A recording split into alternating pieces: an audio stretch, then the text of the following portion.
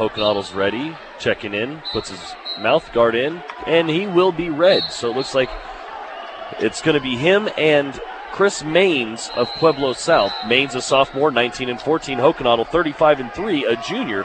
One of two Mustang wrestlers here at State that are going to be returning next year, Blaine Walker being the other. Ref blows the whistle, and right off the bat, Hochanadel pushing around and attacking Maynes. Almost pushed him all the way out of bounds. Maynes real quick to lock up, and Hochanadel quick on the double leg, gets that tackle shot. 2 points as Hochanadel gets the takedown. Gets behind Maynes. Maynes trying to roll out. Hochanadel breaking him down to his shoulder, pulling that armbar behind. Now Hochanadel working on that arm, trying to get that armbar, or the hammer lock on the armbar behind him, behind Maynes. Maynes not giving it up.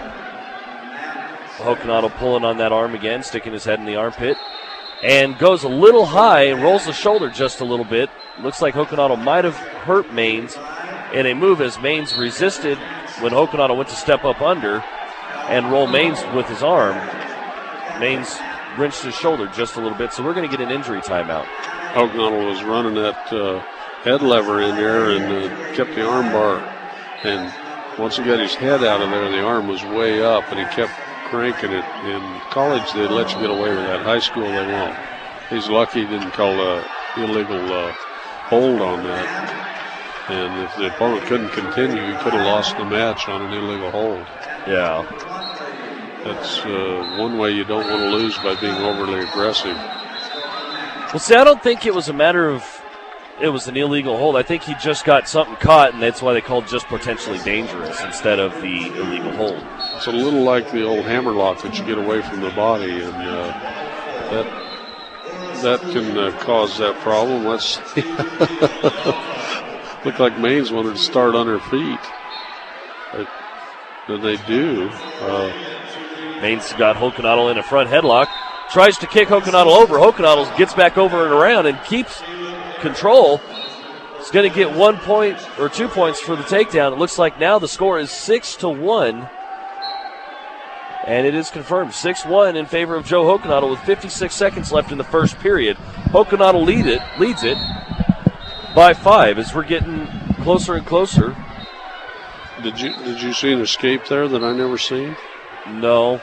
I think they let him up. I think Joe might have let him up. They just come back to the center and they started on their feet. Joe probably said. There's a new rule this year that the bottom guy can give up the escape, but I didn't know the top guy could. I guess so I don't want to hold him down, so maybe that's what Hochanadel did.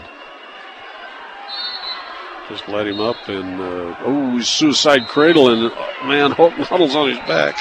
Go for it, back over. Rolls through the suicide cradle and ends up giving up the reversal as he lost his lock when the suicide cradle, when he was trying to roll with it, lost his lock.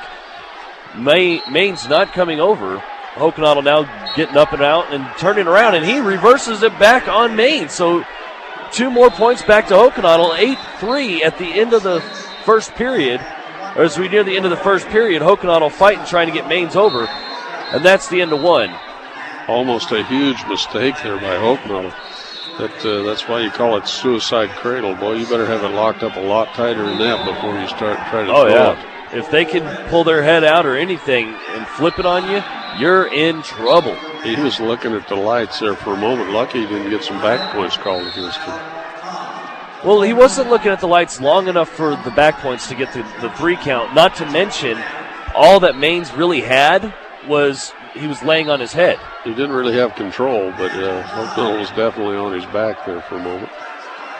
So I think without control, that's why Maynes couldn't get the points for the near fall. Hochanadel almost put himself in that position.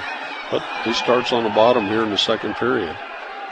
As Maynes goes for a cradle, Hochanadel turns into him and is pushing into him, going for a reversal.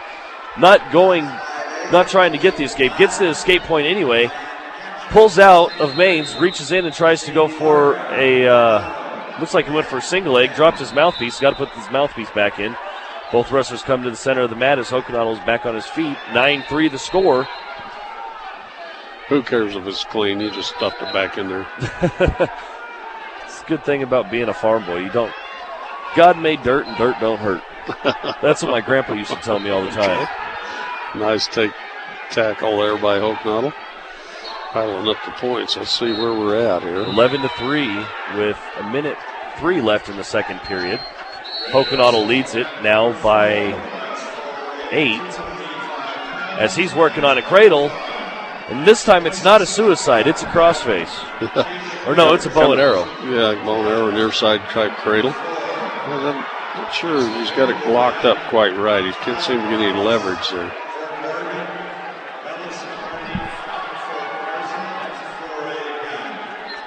Okay, Kyle Grallis being called to the next available for he's got him on his back. He's getting back points, breaks the lock. Maynes breaks the lock as we just heard her, as you were just saying. Grallis on his way, close and almost up. Looks like Broomfield's Nick Zissimos wins 4-1 over his opponent, Tad Davis from Rifle. Hochanadel working on trying to set up another cradle or another pinning combination of sorts. He's side by side with Maynes, but just far enough behind him to have control. And that's the end of 2. 13-3, 10-point lead for Joe Hochanadel, and he's showing us why he's ranked first in his weight. He's just all over his opponent. No fear. Didn't seem to mind being caught in that suicide cradle. Scrambled out of that. And he's got a lot of power to kind of turn that bow and arrow cradle over what I kind of call a crunch cradle, where you crunch the guy down, and that takes an awful lot of power. Oh, yeah. And Kyle Grallis coming up on the very next mat over, mat number 1, just to the right of Joe Hochanadel, or, well, depending on where you're sitting in the arena. Our right, the people across from us, their left. I have no idea which direction's which. I call the right north, but I'm not sure that's right. Okay, he's got Mellis Carney, Fountain Fort Carson, a senior with a 14-10 record. And he looks like a real heavyweight. He sure does. That bright red Fountain Fort Carson singlet. Still cleaning up blood over on Hochnadel's match as Grallis is underway. Grallis looks like he's given up at least 20 to 30 pounds to this kid, but he probably is going to have the advantage being a little bit faster. Let's just hope Grallis doesn't get caught in something stupid or something bad that ends him up on his back as he tries to do a duck under. The kid from Fountain doesn't let him have it. And they bang foreheads in a tie-up. Hochanadel will work third period from the bottom. Carney working on Hochanadel's head. Or not Hochanadel's head. Maynes is working on Hochanadel. Hochanadel trying to work out from the bottom. Carney working on Grallis' head. I'm getting my matches mixed up now that I've got 2 of them here in front of me. And Hochanadel gets another 2 points for a reversal. That's 15-3. All he needs now is a couple more points. And he's gonna get them just now. If he can't get this pin, he's gonna end up getting. There's 2 more points. 17. That's 1 more point for Hochanadel, and he will be taking the tech fall. So we just crossed 12 hours from when we started this morning. So Grallis kind of back into the edge in his match. Still 0-0 tie. And Kyle doesn't mind close matches. So he feinted a shot there. So Kyle, ear to ear with Carney. Kyle's a very patient heavyweight wrestler.